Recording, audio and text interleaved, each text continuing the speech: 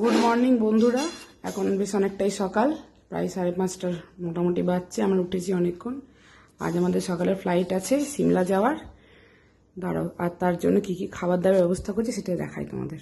এখানে এই যে মা ম্যাগি বানিয়েছে। আসলে আমাদের ফ্লাইটটা সকালের দিকে হলেও দিল্লিতে প্রায় 1-1.5 ঘন্টা লে ওভার থাকার জন্য অনেকক্ষণ বসে থাকতে হবে, যার জন্য মা বললো কিছু ফ্লাইট থেকেও কিছু খাবার দাবার দেবে, কিন্তু সেগুলো কতটা খেতে পারবো জানি না।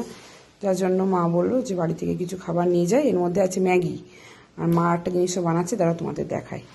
এই যে মা এখানে বানাচ্ছে। কি বানাচ্ছে মা? এটা ফ্রাইড রাইস বানাচ্ছি। প্রথমে নরম করার জন্য প্রেসারে একটা সিটি দিয়ে দিলাম, হ্যাঁ, নাহলে তো শক্ত হয়ে যাবে। আর গোবিন্দভোগ চালে বানাচ্ছি। গোবিন্দভোগ চালের বানাচ্ছে, দেরাদুনের বানাচ্ছে না, যেহেতু অনেকটা পরে খাবো।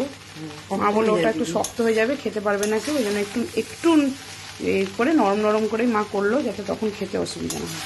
পনির টনির দিয়ে, কাজু কিশমিশ দিয়ে ফ্রাইড রাইস আজকে আমরা এটা ওখানে খাবো।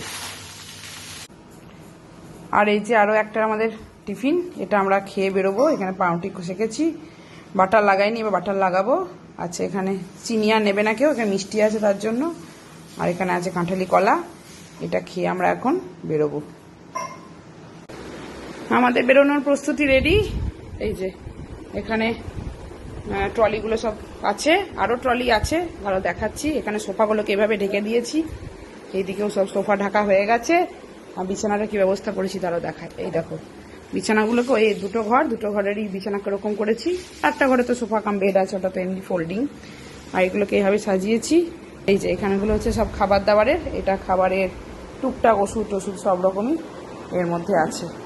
এই হলো আমাদের বেড়াতে যাওয়ার সব প্যাকিং। আমরা চলে এসেছি এয়ারপোর্টে।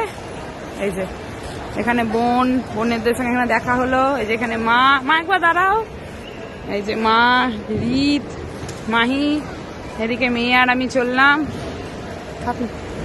এই যে মেয়ে চললো, চলো।